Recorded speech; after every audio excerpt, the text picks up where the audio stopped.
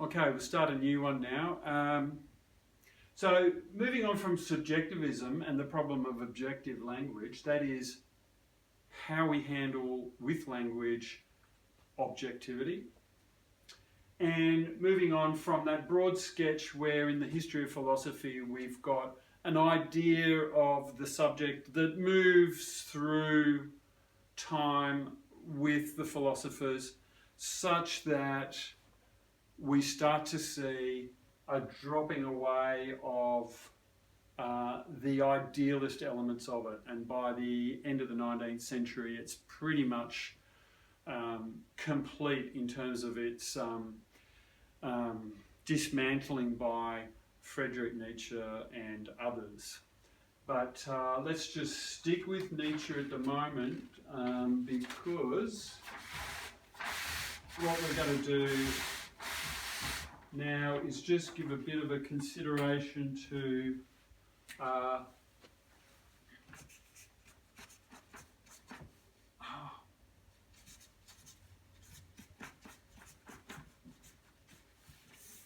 just a consideration to what was it? Let's see. Nietzsche's relationship with Descartes.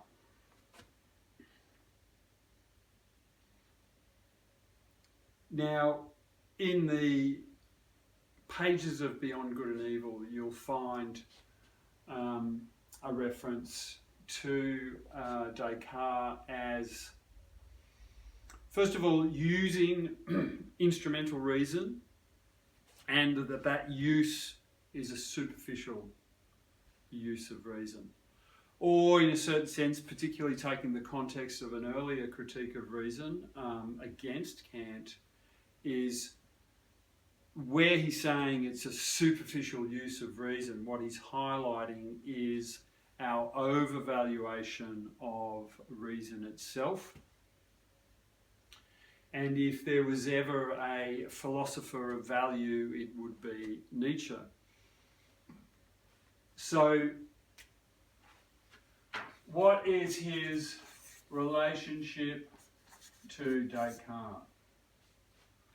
Well, first of all, critique of reason, non-Kantian critique of reason. Reason as instrumental, superficial, and overvalued. But let's just, okay, so that is in BGE. But let's just jump now to Zarathustra, Thus Spoke Zarathustra, which he kind of replicated in his own, he claimed to have replicated Zarathustra in Beyond Good and Evil. So he's going to refer to Descartes there as well. Now, in one of Descartes' key works, where you get the work done on the subject in relation to the object, is it the Meditations? He has one. He's looking out the window and he's wondering, is this him at his most solipsistic? And he's coming towards the cogito and he's looking out and he's seeing perhaps animals and animals drawing carts, and he's seeing humans walking about. And he's got the devil on his devil on his shoulder, or the demon in his ear, and he's thinking, oh, well, hang on. These could be robots. These could be machines. I could be fooled. And so the cogito begins, the idea that yes, it's only the mind that's going on, and that the philosopher has to examine this possibility that there is only mind in place of reality. Now, that's a strongly solipsistic view. Nevertheless, it's in subjectivism. It belongs with subjectivism. So by Nietzsche's account, he draws further into that story where Descartes describes pressing his hand into wax. And with this action, he is talking more along the empirical lines of what's going on when he's establishing the cogito, or when he is in fact drawing out that idea of a foundation in which he can be sure about things.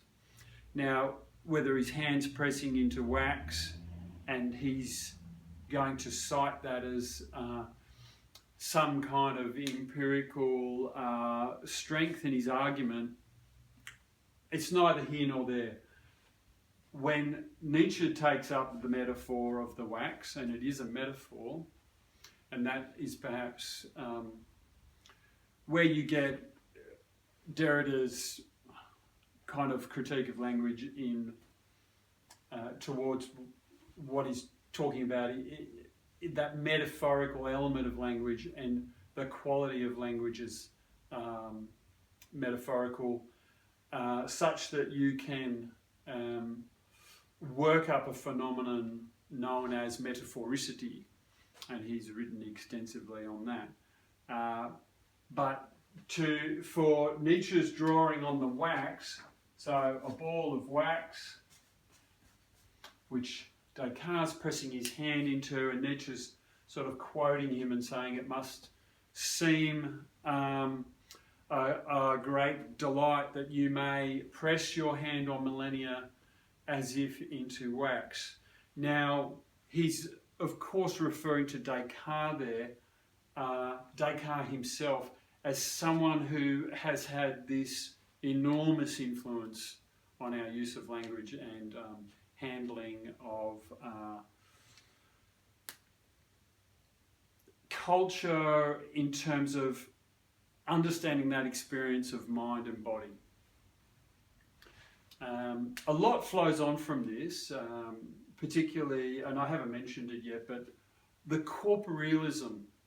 Let's go with an undercurrent. I mean, you can talk about a lot of different things that Descartes produces on the surface, but there's an undercurrent here of corporealism where the body doesn't really get a look in. I mean, it's not as if Descartes, he might be squeezing wax, but is he using a concept like qualia, for example, like this particular wax? He's in the metaphysical context or mode of language, so I don't think he's being particularly nominalistic. He's more the mathematician, and he's a mathematician in his own right, quite famously. So he's in the mode of abstraction, and I think we take it seriously when he says mind and body. He's from metaphysics all the way through our experience. He means exactly that, two distinct kinds of substances in this reality. So we know it as mind and body dualism, and a lot of things can hang on that, including language, including values. So what's valued, what's not valued? Mind, body. But from that, there's a corporealism that issues, and Nietzsche's certainly one of the first to pick up on that, but that's an undercurrent. I haven't touched on that, so we've got to get back to that. Corporealism. That's sort of more the body side of Descartes' equation, mind-body.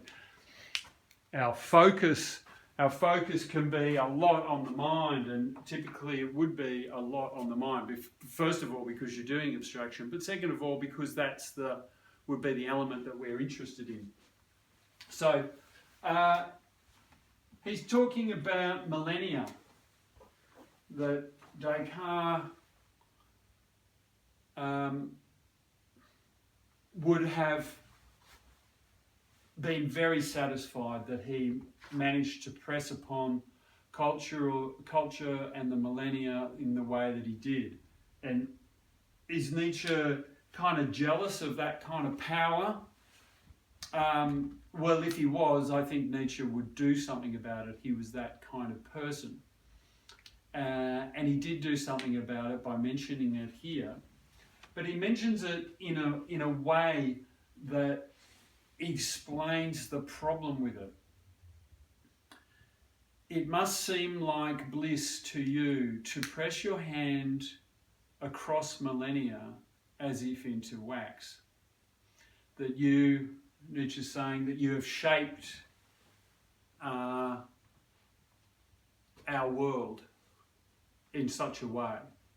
So father, or the grandfather or father, whatever it is, Descartes, of modernity. So here we are, we're still in modernity, nearly 400 years later, let's say 300 plus years, we have been in what we can call the modern world. Now, this is where we just turn quickly back to the concept subjectivity. What's important is, in Nietzsche's critique of all of this, we have one broad stroke, a critique of subjectivity. So certainly a critique of Descartes, but it's only now that we get to explicitly conceptualise subjectivity. And conceptualising subjectivity is something Descartes has done. Is it such a modern thing? It's not as if philosophy didn't exist prior. But going further back, yes, I suppose there's a Platonic subjectivity, for example, or a Socratic subjectivity, Aristotelian subjectivity. You could make that case. But it's the modern turn and the subjective turn and the linguistic turn in modernity that you really see it explicated. So, why is he mentioning this? Because he's not upset with Descartes. He's not jealous, not really. Maybe he was. I mean, biographically, Nietzsche's egotistical elements were not really a problem. You can criticise a person, but what for when their philosophies give you so much more? Now, you may well have an edifice from Descartes or Kant or Hegel and Husserl, and that they may seem grand and established and really got a hold of reality. But for someone like Nietzsche, it seems what he's doing is say, well, hang on, we've all been operating this way. Why do we do it the way that we do? Why are these relations set up the way that they are? And he's saying, well, Descartes, let's account for it. And he finds it in Descartes. He finds that dualism is a real problem. It's coming through in our language such that, well, maybe it's coming through in our values. We can't ignore the history of the West, and that includes colonisation of the world and of the subjectivities otherwise. So the possibility of non-Western subjectivities, I suppose it can be discussed, but it's kind of problematic because they're historical in a sense, because we've got a discussion of subjectivity already up and running. And to be post-colonial would be to acknowledge that as a problem. For instance, Frantz Fanon, examining the Western conception of the subject as it is played out in history. So what counts as a human in the West has its history. And we still have the troubles today from that objective use of language. Now, why is Nietzsche important here? Because he's going to explode that objective or Cartesian view of how we should talk about our world. Do we give too much credit to Descartes? Well, his influence on Kant is pretty big, such that you didn't really escape idealism, and really dualism is just a form of idealism. But then, having said that, Hume challenged Kant, and Kant's production is more than the situation with Descartes.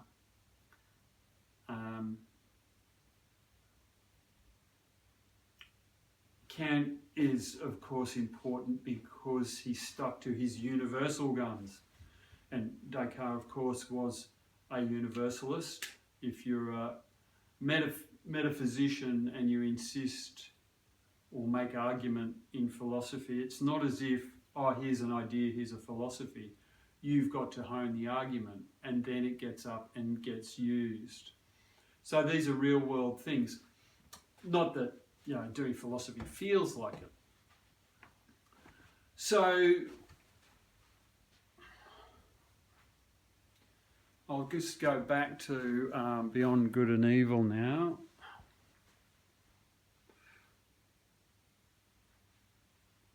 We're still going here at 16 minutes. And I'll have to stop soon. So in Beyond Good and Evil, Nietzsche's complaining, if you like, that Descartes' use of reason is superficial. So he's calling him out for perhaps that merely abstraction of a human mind. And Nietzsche is a corporealist, so he's going to say things like, all truth lies with the body, or if you want truth, let your body speak. That sort of thing. And that might actually allude to early passages in Kant, where Kant, in a very as if one foot in metaphysics and one foot in epistemology, says, well, all my knowledge may come from experience, but my knowledge is not has not just arisen from that. There is something that I'm adding. I can't remember the very beginning of the CPR. He's got this phrase where he's drawing on effectively two sources of knowledge. Now, is this Kantian being a dualist? Oh yeah, definitely. Yeah, he doesn't start out as a clean slate. The bivalence throughout Western philosophy is it's just overbearing. When you get used to it, when you read enough of it and you are over it, this constant division, this constant dividing. Now, dividing itself is not a problem. Things need to be broken down. But the division in terms of values, that's what we've got to focus on. And if Nietzsche is a philosopher of values or a philosopher of the critique of values, then he's given us a very good start, because he's taken the prime issue immediately to task in his mature work, which is Zarathustra, Beyond Good and Evil.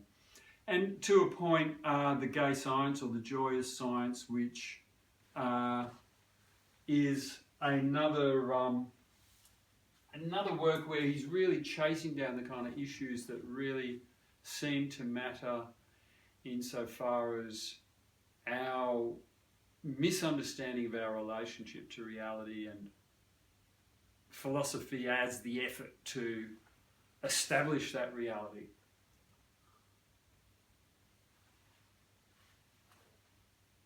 Okay, not sure what's next after this one, but we'll see. We will see, having opened it up to Nietzsche now.